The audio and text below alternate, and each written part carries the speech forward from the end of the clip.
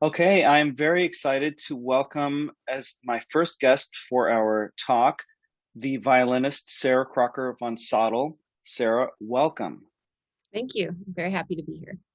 So Sarah is playing the Mozart Fifth Violin Concerto. It's a piece that you chose for this occasion. But before we talk about that, let's introduce you to our audience in case they are not familiar with you. You're actually from the area. Can you tell us a little bit about your growing up in Syracuse area? Yes. So I grew up in Elbridge, and my first violin lessons were in Syracuse with Deborah Whitney and Muriel Bodley, Syracuse Suzuki School. Later on, I started going to Ithaca for my education, studied with Sandy Runing and Pamela Gerhardt there. And then later, for college, I went to the Cleveland Institute of Music and later Juilliard for grad school. But I've always kept close ties to Syracuse. My parents are still in the area.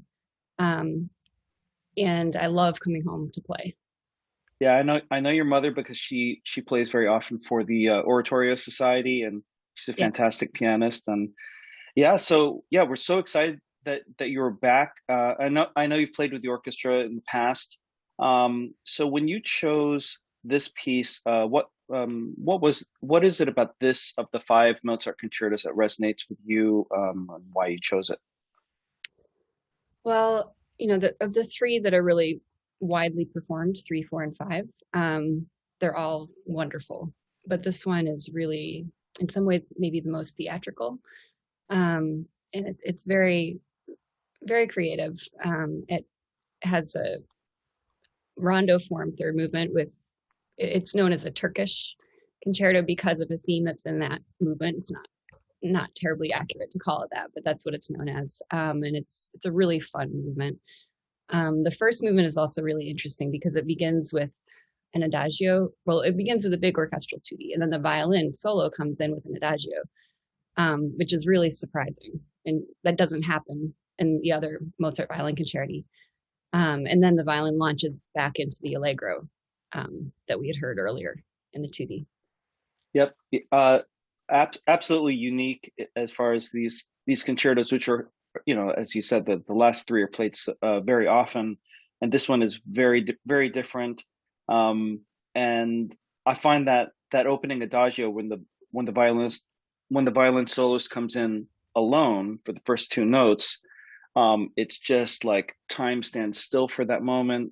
Violin comes in and just controls the narrative in a very different way. Just everything changes. It's such a joyful piece. The second movement just so beautiful, with incredible harmony, and then the last movement so playful with that, that, as you were saying, the Turkish element, which is something that Mozart loves, and he played around with that a little bit with piano sonata and with one of his operas.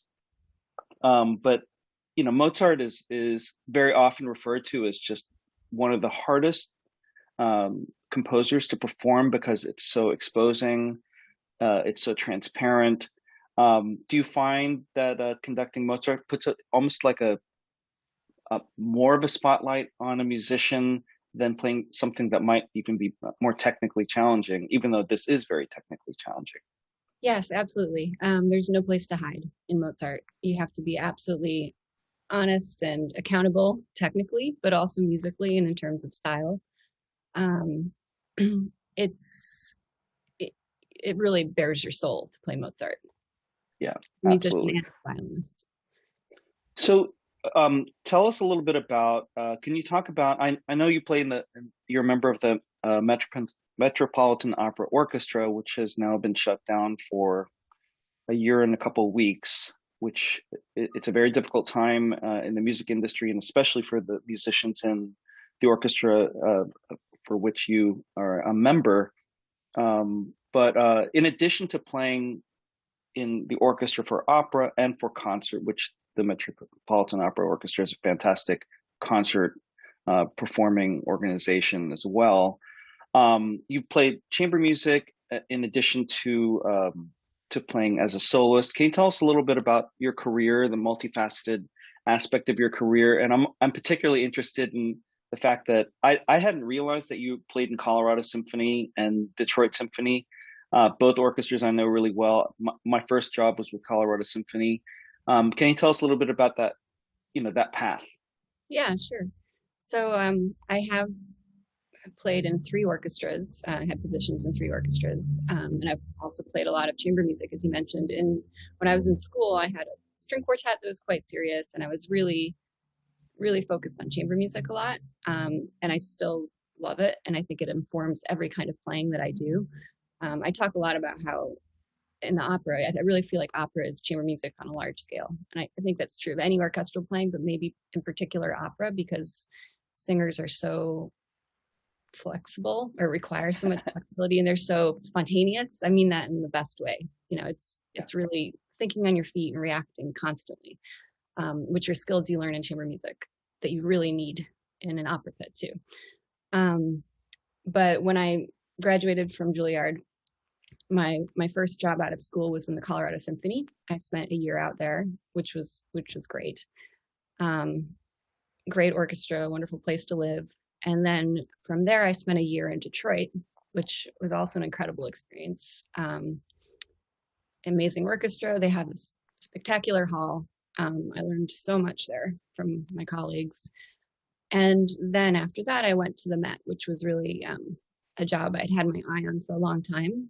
From the first time I visited the Met for a performance when I was a student, I remember thinking, this sound is something I want to be a part of. This orchestra sound, it was so lush and rich and so supportive of the singers. So that's how I ended up where I am. But I still play as much chamber music as I can, and I enjoy opportunities to play solo as well. I love the idea that when you're in the orchestra, because it should never be something where you're just kind of automatic pilot, but that you're listening to the things that are happening around you, and especially at the Met, where you can hear the singers and everything that's happening up there. Are you seated in a place where you can see what's happening on the stage as well? Sometimes. Yeah, I can see the front of the stage sometimes. Depending on the production, the pit is sometimes higher or lower, but I can Mhm. generally see a bit of the stage. Probably I shouldn't be looking up there too much. Should be focused on what I'm doing, but it is nice, especially in rehearsals, to be able to look up and see. Yeah. And I enjoy, at least once a season, I try to get to the Met as an audience member when I have a night off. I like Oh, sitting, that's fantastic. especially if it's an opera I've been playing and I have one performance off. It's kind of neat to go see it from the other side. Yeah, it is. What a stage and what amazing productions that happen at the Met. I know probably a lot of our viewers have either gone to the Met or seen some of the broadcasts. I've been, I've been, where you stand in the very far, back. I've been many times back there at the Met and just seen so many productions where it just what they build on this on the stage is just magnificent, and it just is the most immersive experience. Um, yeah, so I was just thinking about I love that the interaction between you and the singers can be very direct. It doesn't have to be necessarily by just watching the conductor, but also listening to your colleagues and listening to what's happening on the stage, and it's this organic chamber music kind of experience. That's fantastic. So, can you tell us, as our last segment, just a little about some of your past performances and experiences with the musicians in our orchestra? Because they love they love that you are from here, and that they love the experiences they've had with you in the past, and so proud of your incredible career. Can you just tell us a little bit about some of those experiences? Sure. Well, growing up, the Syracuse Symphony was my hometown orchestra. So my first experiences hearing an orchestra were this one, the Syracuse Symphony. And when I was, I think 12 or 13, I performed a soloist with the Syracuse Symphony for the first time as a winner of the concerto competition. And I played Cessna Introduction and Rondo Capriccioso. And then a few years later, I think when I was 15, I actually played the first movement of Mozart 5, the concerto I'll be playing, the Symphoria here, as a concerto competition winner once again. So there's some history there with the piece too. And there are many new faces since then. That was a long time ago, but there are also familiar faces and friends and it's really wonderful to come back and play with them. Well, we're really, really excited that you will be in this program as our featured soloist. We really look forward to the Mozart. Thank you so much, Sarah Crocker Vonsattel. Thank you. Looking forward to it. Okay, and now I'm so pleased to welcome back our program annotator, board member of Symphoria, Peter Rabinowitz, to talk about the rest of our program that is coming up. Peter, welcome. Hi, welcome. Thanks for welcoming me. We start that over again. That was dumb. No. We're keep it rolling. Oh, we're keeping that going. Okay. Anyway, all right. So now here we are. We have two pieces that we are going to talk about together. The opening work, which is Quinn Mason's Reflection on a Memorial, which was written in 2020, and Robert Schumann's Second Symphony, which is the final piece of the program. And let's start with Quinn's piece, Reflection on a Memorial. And I understand you got to talk to Quinn. I did, and he's an absolutely fascinating guy. He's a brilliant young composer, quite a child prodigy, who was fortunately, and we think about all the kids who were never recognized, fortunately recognized by some people who were first-rate musicians and nurtured from a very, very young age, plays many instruments, but is starting to be a serious conductor. I was thinking for you, Larry, about this piece. You know how when you learn a new word, all of a sudden you see it everywhere, and when you hear about a new composer, all of a sudden you see it everywhere. And of course, I've seen Quinn Mason's name all kinds of places. You actually premiered this piece in Dallas, and had you, before you knew that you were going to play it, did you know anything at all about him, or was this just like out of the blue? You know, there had been a couple articles written about him right around the time that I was signed up for this concert, which was a concert in response to racial violence with the Dallas Symphony. We had an audience, in-person audience, and it was streamed. They told me that I was going to conduct a premiere of a brilliant young composer's work that was going to be written specifically for this program, but I didn't know that it was Quinn. They just kind of, when they were talking about the program, they mentioned this. And so then when I found out that it was Quinn Mason, I was really excited because I just started getting to know him, at least by reputation.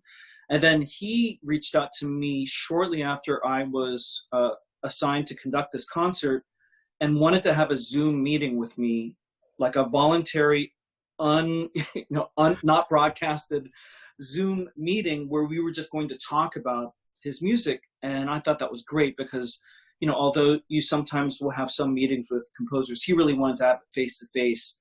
And so we spoke for about an hour about the music. We talked about every section. We talked about the smallest details, about the quality of sound. I had a lot of questions for him. And there's a lot of stuff in this piece that, you know, it's all notes. He doesn't write words that describe, you know, this means this means that. And I think that a lot of that comes out to the listener, but, and I know this isn't exactly what you asked, but it kind of relates to just, you know, I didn't know this person and suddenly I really got to know him through him just talking about his music and how much passion he had for this and how much he just wanted it to be just so. And I thought that was great.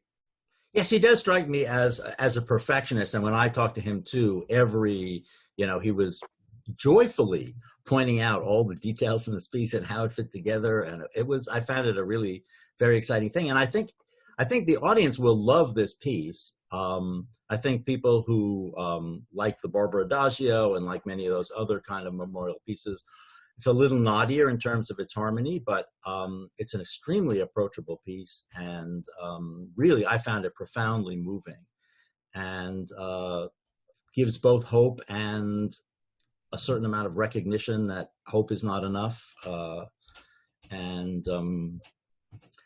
So it goes, the other piece on the program, which would seem to be quite different, and yet there are links because they are both pieces written out of situations of difficulty, is Schumann's Second Symphony, which he wrote sort of in the midst of or coming out of one of his many bouts of depression.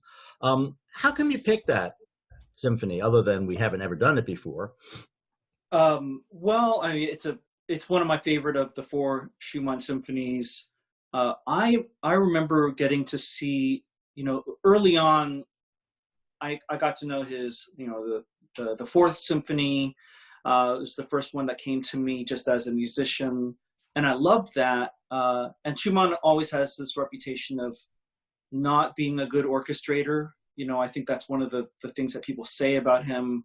And one of the reasons his symphonies are maybe not quite as often performed as Mendelssohn or Beethoven. But these four symphonies are all of them just gems, and they just require care. And the Second Symphony in particular, first time I came to know this piece was just watching a video of Bernstein performing it at Pacific Music Festival, and AGOA, his assistant conductor, was leading a rehearsal, the opening of it, and hearing the fanfare and the trumpet, the very quiet fanfare at the beginning, was so poignant, so beautiful, and just draws you in. And then it winds up into this incredible faster tempo in 3, which is, I would say, unusual for an opening movement.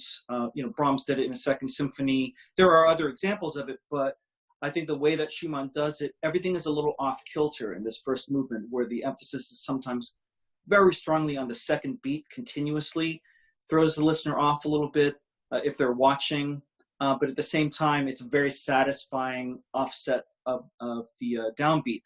I just love the symphony. I think the second movement in particular is very famous because it's a violin excerpt for orchestra auditions. They all know it. So, when we were thinking about doing this, I said to myself, well, I mean, we know that the second movement in the violins is going to be pretty awesome because they all know this. They don't even have to look at the music.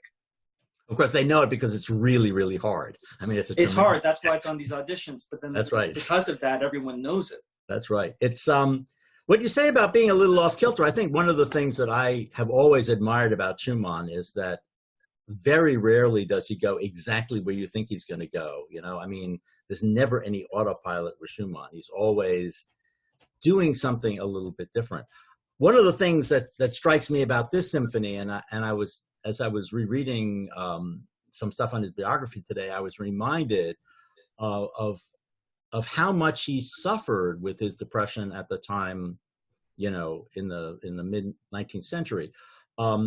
He had been in St. Petersburg, had come back because he was ill, and his doctors actually felt that he shouldn't be writing music, that keeping music away from him was going to be something that was better. Actually, it was, I think, writing this piece that got him out of his depression. And he certainly saw it as tied to his depression. At the end of his life, when he was actually institutionalized in what was an extremely progressive institution for the time, Clara was not allowed to visit him for the last 3 years of his life, and only 2 days before he died, or 1 day before he died, did she push herself in. Although I'm sure that would have helped him to see her. And there's something about this symphony which to me, more than almost anything else in Schumann, celebrates the power of the human spirit to overcome difficulty. I mean, here is a person who was under such stress, and yet he wrote the most magnificent, beautiful, and ultimately affirmative music that you can imagine. Oh, absolutely. I think of, that I like to think of music as a very big arc from beginning to end. The fact that all 4 movements are in the same key, the fact that it begins in rhythmic stillness and ends with a lot of rhythmic activity, is this feeling of journey from the beginning, which seems like it had been happening all the time. I imagine this opening is just kind of like an awakening, a little bit like Mahler's First Symphony. It just awakens. It's been kind of already in existence, and the beginning of this just has that same kind of magical entrance to a fantastic journey that goes through so many different versions of that opening fanfare. And so, from beginning to end, I really feel like there's like a transition to victory. and it's very uplifting. And as you said, it's just kind of remarkable that he was able to write music like this, given how he felt. So, Peter, I want to thank you so much for talking about this music with me. I look forward to this concert. Well, I want to thank you for putting it on the concert, because it's certainly my favorite Schumann symphony. And just as a reminder, this is, a big concert. We have not been doing such big concerts, classical concerts, for a while. And this is really a return as close to normal as we've been. So it's going to be a great event. Thanks so much.